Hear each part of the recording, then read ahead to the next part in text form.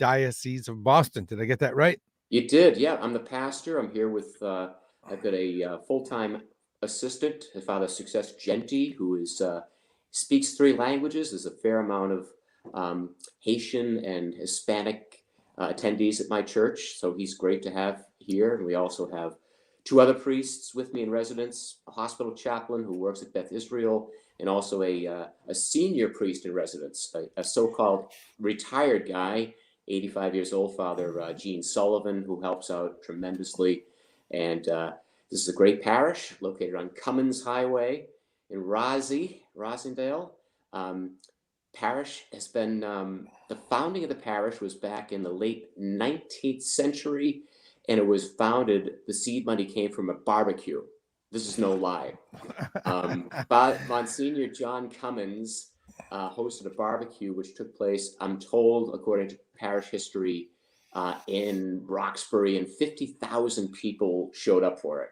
A barbecue was not Wow.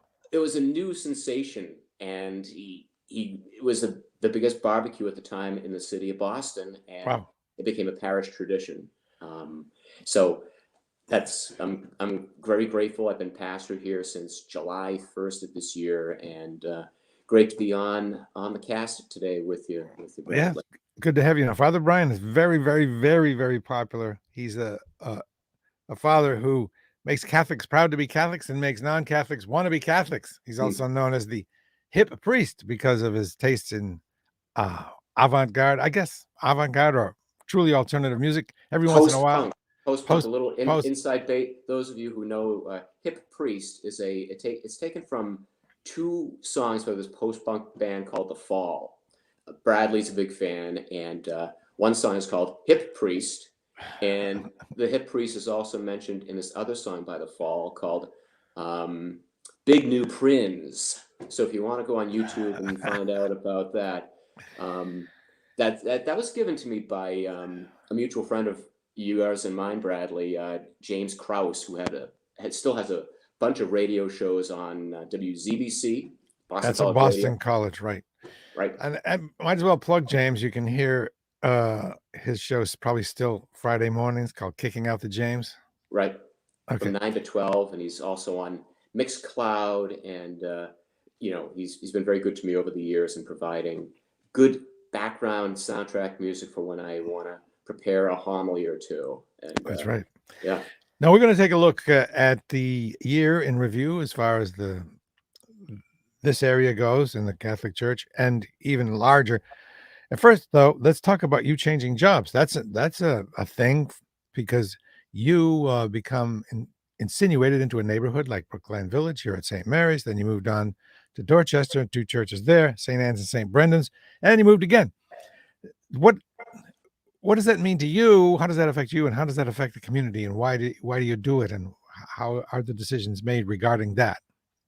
Well, at ordination, I was ordained a priest in May 1997, and when you take three promises at that time, you promise to pray for the church by doing the Liturgy of the Hours, which is basically psalms and various readings throughout the day for the church, and obviously celebrating Mass and all the sacraments. Number two is the promise of celibacy, that you'll remain sexually abstinent and not take a wife and raise a family. The third one is the promise of obedience to the archbishop or bishop and their successors. And that is obviously you profess obedience to all the church teachings of the church, and then where you are assigned on mission. When I was ordained a priest, they interview you and say, where do you want to be as a priest in your first assignment? Do you want to be in a suburban parish? Do you want to be in an inner city parish, someplace with a school? And they take notes. There's a branch of leadership in the Archdiocese called the Personnel Board, and they remember pretty much everything you say.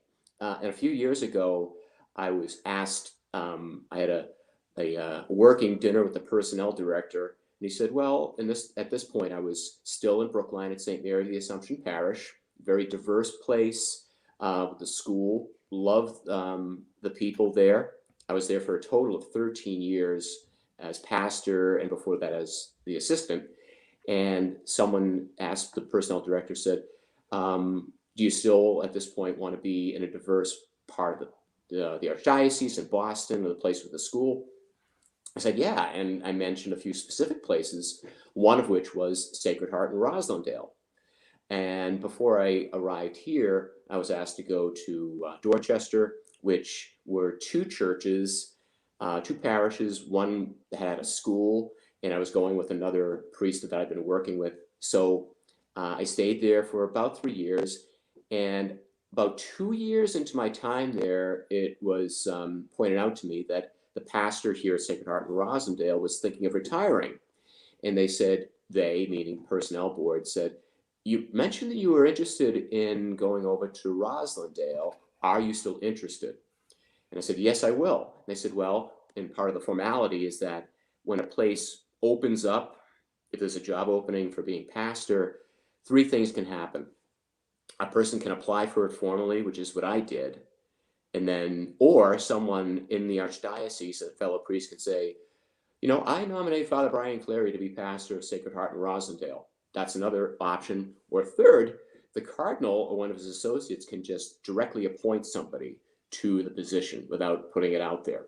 So I put my name in, and by the spring of this year, they said, okay, you can arrive at Sacred Heart by July 1st, 2021, and then continue your work as a priest there. So You must pack. that, You must not have much stuff moving around like that. Is it a big thing to well, move, or do you just pack a little Well, backpack and move on? when I was in Dorchester, one of my good friends, Father Bob Connors, he looked at my library, and I've been accumulating books over the years, and they look really good. I've read most of them, but I've hung on to the texts that I was in seminary with. And he said, whenever your next assignment happens, maybe it's a time, and this was pretty much during the first wave of the pandemic when we weren't doing much. People were cleaning out stuff. He said, maybe you want to donate those books somewhere. So I donated 19 boxes of old theology novels that I've already read Oh, to St. Pope John the 23rd Seminary out in Weston, Massachusetts. that sounds It like a made good it plan. made the move from across the city, a mere 5 miles and 15 minutes away from Roslindale, a lot easier, because my moving date was late June, and it was so bloody hot that day. Not for Okay. but I hired movers, but there's clothes and reference books that I have, and I still have CDs and some tchotchkes that I've accumulated over the years, pictures and a little bit of furniture, but that's yeah. But they also encourage a simplicity of life in priesthood, and do my best to adhere to that little thing as well. Makes sense. Let's talk Right. about papal visits. Where did the Pope go The this year, Pope. and how do they choose where they go? Well, let's look at the Pope himself. The man turned 85 years old on December 17th, round about the time of your birthday, right, Bradley? Yeah, that's right. Right, right. He turned 85, and well, think of it. He did his travels during a pandemic, all Yep. right? And he was recovering. He had colon surgery during the summertime, yet he still found it necessary to visit Iraq, Cyprus, Hungary, and Slovakia. Now, these are places that are, first of all, again, during a pandemic, and places of upset, but he goes there to continue the mission of the church, which is to promote ecumenism in some areas with the Muslim leaders of in Iraq, and then with the Catholics and Christians in Cyprus and Hungary. So he cannot stand still. Thanks be to God. He has all of his. He's been boosted. There was a COVID scare in Budapest, but the message of the church is ringing clear. And the preliminary schedule for His Holiness in 2022, he wants to visit Papua New Guinea, the South Sudan, war countries affected by war. A few days ago, the Pope issued what's called the Urbi et Orbi message, which he does. Every Pope does that around Christmas time. Translation from the city of Rome to the world. And he prayed specifically for, during his Christmas days, thinking of the people of Syria, of Iraq, the cry of children arising from Yemen, continually praying for Israelis and Palestinians, hope for the people of Myanmar, peace and help for Ethiopia, the countries of North Africa, Sudan and South Sudan. So if his health holds up, which I'm told by one of the reporters from the Jesuit magazine America, Gerardo Collins, that his people are thinking that we'll have to gather and choose a new pope soon, gather and have a conclave because of Francis's, quote, impending death, which some people are forecasting. But rumors of his impending demise are greatly exaggerated, as Mark Twain would say, that he has given hope for the church in many ways, shapes, and forms throughout the year. Yeah. Holy Communion and how that is celebrated, that came under discussion this year. What was the discussion? Well, on two fronts at least. Go with the most recent eyebrow-raising moment. Years ago, it was, think back to the early 1960s when Mass was celebrated only in Latin and with the priests back to the congregation. With the reforms in the Mass and many other ways in the Second Vatican Council, the liturgy was reformed, wherein the Mass was going to be celebrated in the vernacular, and the priest was facing the people. And that was met with a lot of joy and fervor, but others still wanted to have the Mass celebrated in the old Tridentine Rite, as it was known, Latin. But throughout the years, various priests were asking for permission from Rome to have it celebrated, and they had permission granted by special dispensation from their local bishop. Benedict XVI, Francis's successor, I believe, early in his pontificate, granted that permission would not necessarily have to be asked for anymore for a priest to celebrate in the old rite. And he said it with the caveat, with the warning that let's let this play itself out and see after a few years if it is being leading to greater unity, or if people are using it as a divisive tactic. And we'll ask the bishops at the time what their thoughts are. So I think in the past year, that question was asked of the bishops, and they came back as a majority by saying people who are saying the Latin Mass at this point it's not doing the good that we had envisioned. Our suggestion is that leave it up to each local bishop, archbishop or cardinal in each diocese to relegate and regulate who can say the Mass in Latin. Now, here in Boston, in the Archdiocese, we have a few parishes that do a very beautiful Latin Tridentine Mass. And I'm not one who's schooled in how to say Mass that way. That's just not my training, but there are priests who are contemporaries who do a fabulous job in meeting the spiritual needs of the people who desire it. At this point in Boston, there's nothing to worry about. Latin Mass will still be offered under the care and guidance of qualified priests and consultors. So, but other dioceses are coming up with their own specific regulations about the Tridentine Mass. I think Chicago has weighed in recent days about it. I haven't read that document yet. So that's point one about Mass. Again, part two about what we do, which is, as Catholics, the most important thing is go to church and receive Jesus in Holy Communion. A frightening statistic several years ago, I think about 2 or 3 years ago, a survey of Catholics, nominal Catholics, about when they receive communion, what are they receiving or who are they receiving? A vast percentage of them felt that this was merely a symbol of Jesus, not the true, real presence of Jesus Christ. So with that fact out there, the United States bishops felt it necessary to examine that. And the U.S. bishops gather twice a year, June and November, to discuss who can serve on various committees and any other topics that are in need to be discussed to promote the evangelization and spread of the gospel in the United States. So it was discussed that there has to be a document about receiving Holy Communion. And this was parallel with many Catholics' concerns about worthiness of who should be receiving Holy Communion, especially those in public eye, especially those who hold political office. Years ago, presidential candidate John Kerry, Senator Kennedy, now he's an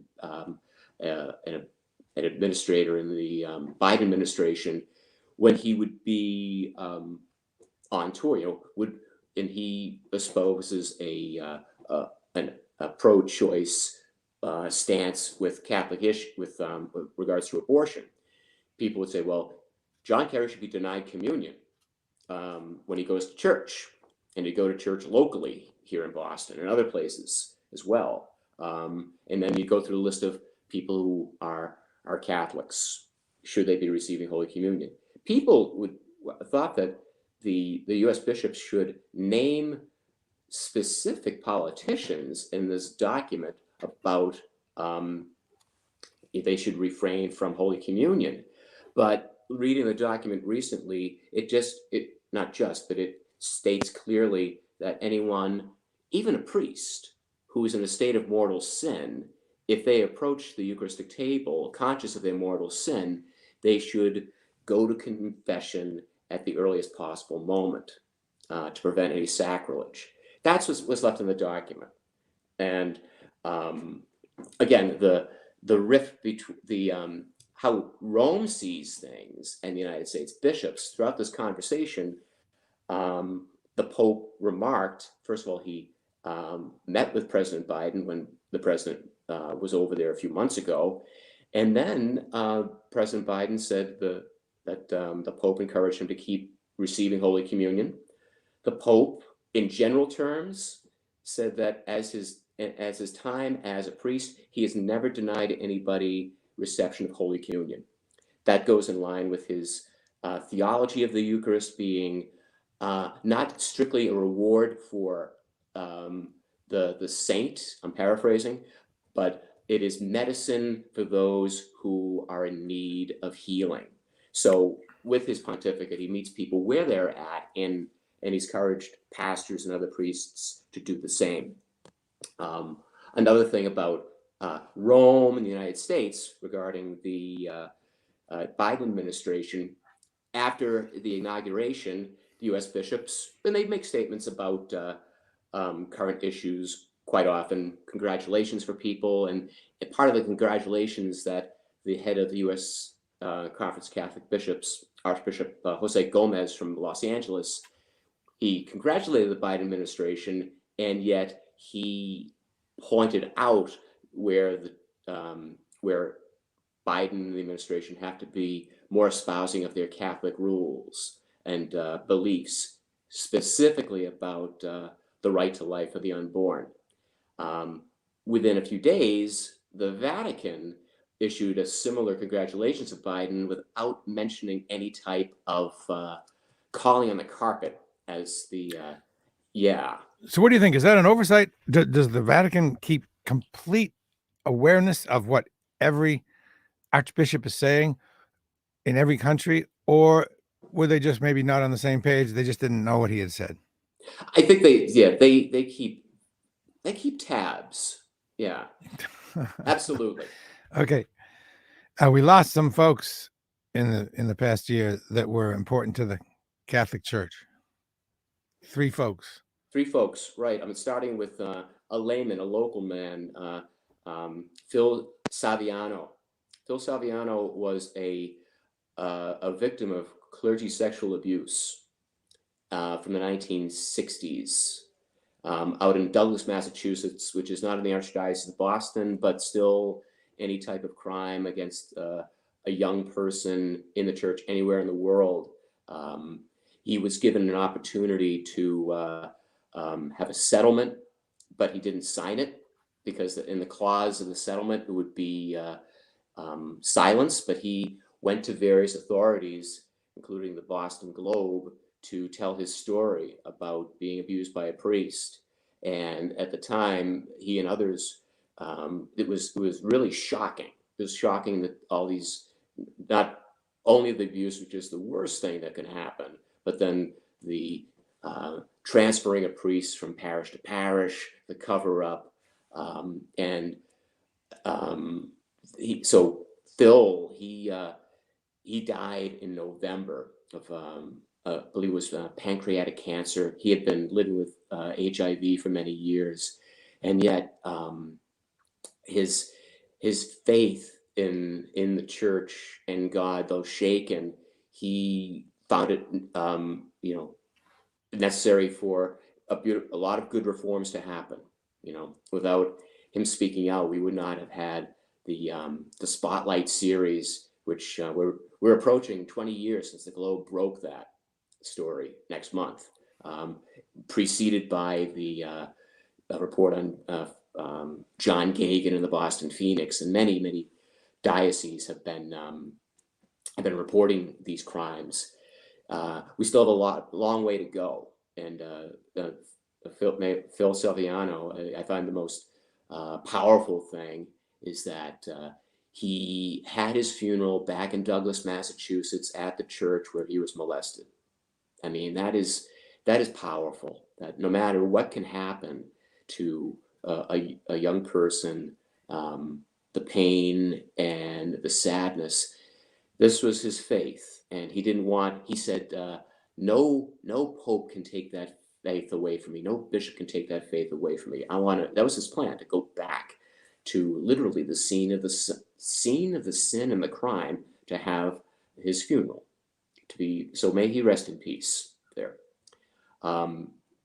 Two others that I'd point to, reformers in the church, a Swiss theologian priest named Father Hans Küng, who raised a lot of eyebrows throughout his priesthood. I mentioned the Second Vatican Council that took place in 1962-63 and onward. And before that gathering, these theologians were advising bishops about what they should talk about, namely an openness. And Küng finally said, we've got to be a reformed church, one that opens up the windows to the Holy Spirit. And then he had very valuable questions to ask. Is the Pope truly infallible? What is eternal life like? Should celibacy be optional? Should we be ordaining women into the priesthood? And of course, that stirred a lot of Vatican eyebrows being raised. And whenever someone raises an eyebrow from the Vatican, I pick up their books, But back in 1979, he was always a priest in good standing, but he had his license to teach theology away by the Vatican. It was taken by then Cardinal Joseph Ratzinger, who became Pope Benedict XVI. But soon after, when Benedict was made Pope, he had Hans Küng in for a 3-hour lunch, and they reconciled, I'm told. But he died, Küng that is, earlier this year, a giant of theology and reform. Third person, a United States priest from Ohio, Cleveland, Ohio. His name was Father Donald Cozzens. 20 years ago, he wrote this book called The Changing Face of the Priesthood. And he did a study of priests, and he was the first standing priest to acknowledge that within the priesthood, there are ordained homosexuals. And he said, quote, priesthood is becoming a gay profession. Not saying that it came as a shock to people. So, well, first of all, priests are sexual beings. And then when you mention sex in the church, especially when it comes to clergy and religious, one thinks that, on the day of your ordination or profession, that everything shuts down, but there's still orientation. And for someone to write a book about that in The Changing Face of the Priesthood, but whoa, wait a second. Naming the reality that the church knows about, and he's not. The beautiful thing is that people would pigeonhole homosexual priests, saying, "Oh, there's something really wrong with them." But he found that in conversations that gay priests are the more faithful, loving, and compassionate. And you can't really compare, orientation with ministry. That's not the point. But some would say that, well, let's get rid of all homosexual priests because that's the problem in the church, or they are the problem in the church. Again, Vatican teaching would come out later on about the who should be fit for ministry in seminaries. So it's this back and forth. And then he wrote a lot of other books about the value of celibacy and overall church reforms, about breaking the silence. So all three men, Phil Saviano, Hans Kung, and Don Cousins, they worked and wrote and acted to break any type of silence, to start the dialogue. And that's yeah. So Okay, we have may a they question. rest in peace. We have a question related to going back to talking about the Biden administration and the church's view of the Biden administration. And I want to take this question: is it possible the president can feel one way as president and another way as a civilian, and frame it like this? When the church reacts to a president, are they reacting to the president's stance, or the presidential stance, or the stance of the individual, or are they not? Can they not be seen as separate? As a believer, there ought not be any separation. What you are a part of is, you are in the world but not of the world. With you cannot have your Catholic stance, Your public specifically. Catholic stance and your private non, or vice versa. Correct. You're right. Correct. Okay. And finally, let's as we approach the half-hour mark, some folks might not think of this as a Catholic issue, but anything that affects the world affects the church, and so climate change is a thing for the church. Absolutely right. When popes really get serious, they, a letter is one level, but the highest level of a document that a pope can issue is called an encyclical. And back in 2015, Pope Francis wrote an encyclical called Laudato Si, which is all about environmental care. And it's like, wow, what's the Pope doing about this? My gosh, well, God created the world, and we're making a real mess of it, or have already. In this year, based on that document, he's encouraging each diocese and archdiocese and community in the world to put this into action, to have subcommittees in your diocese to say, okay, what are we doing in our parishes to promote global awareness? Are we going green? Are we wasting the time and resources, etc.? So recommended reading, Laudato Si, if you're into encyclicals. All right. Well, Father Brian, as we get into a new year, my God, 2022, it's shocking to even say that number. 2022, right? And what's more shocking is when I'm on Facebook and I get these memories. This is you in 2012. What? That was 10 years ago? Time is just sliding by, isn't it? Right. Absolutely. What's coming up in the new year? Year. Oh, well, in the church, we're going to be, let's see. I think we're going to have a very great winter. There are a lot of people preparing for a reception to the Catholic Church here in Roslindale and other parishes in the world. That's going to culminate in the Easter season. We're still under COVID restrictions, with everyone masking up at Mass, which I truly support. Another winter of COVID, but we're pivoting pretty well. The process of the synod, which all parishes are looking to do, see how we can work better as a church.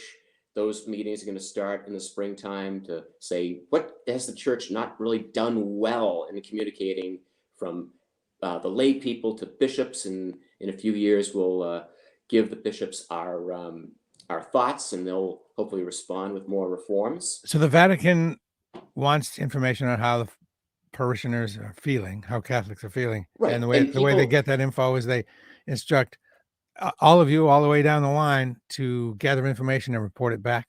right. And there's a set series of questions to say, which part of your parish do you feel are neglected? Who are the real voiceless?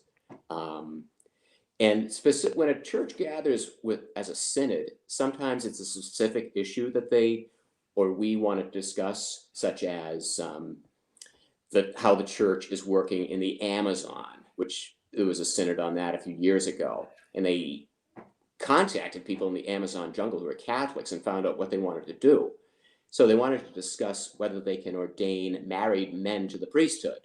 So those are like real hot button issues, but there's no specific issue that's going to be discussed. It's how are we communicating with each other overall?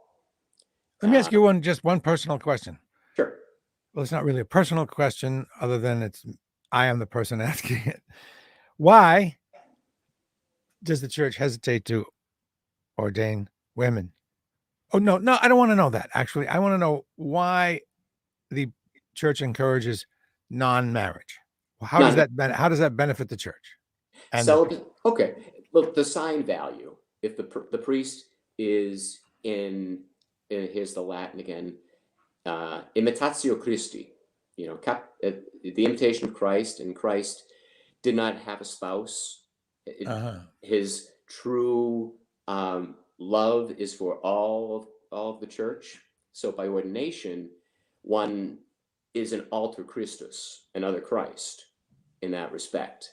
So if he was celibate and unmarried, obviously, the priests up until the 11th or 12th century, some were celibate and some were not.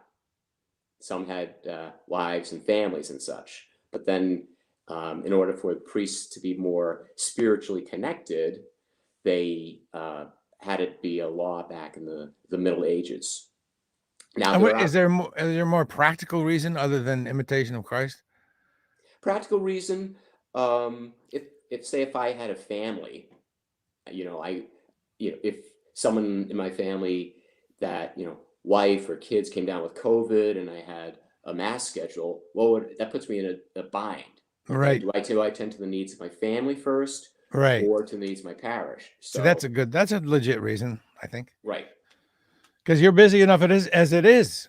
You're going all out from 5 a.m. to 10 p.m. You don't really have time. Let's be real here.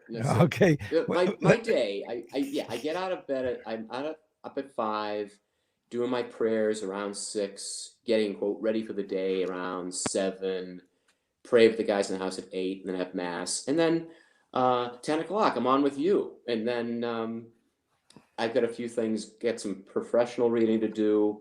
I'm covering the hospital. I'll go get some exercise in the early or mid part of the day. Yep, you're looking pretty jacked. As I commented on thank you at the beginning here. You work out every day. Yeah, just cardio. It's more. I didn't go on Christmas, and I needed to have a rebuild day, obviously. But I go to Planet Fitness. I'm a black card holder, and it's great. I got my iTunes going on, my iPod thing, which people still use, and listen to that wild music. And nice. Yeah. I know you're busy, so thank you very much for spending the time with us, and I hope you'll be able to do this again soon. All right. Merry Christmas. Happy New Year. God bless everybody out there, especially you, Bradley. All right. Thank you very much. Right. And we'll talk to you soon. We'll be clear. Don't leave after the broadcast. Let me just talk to you a little bit, but we'll be clear from the broadcast in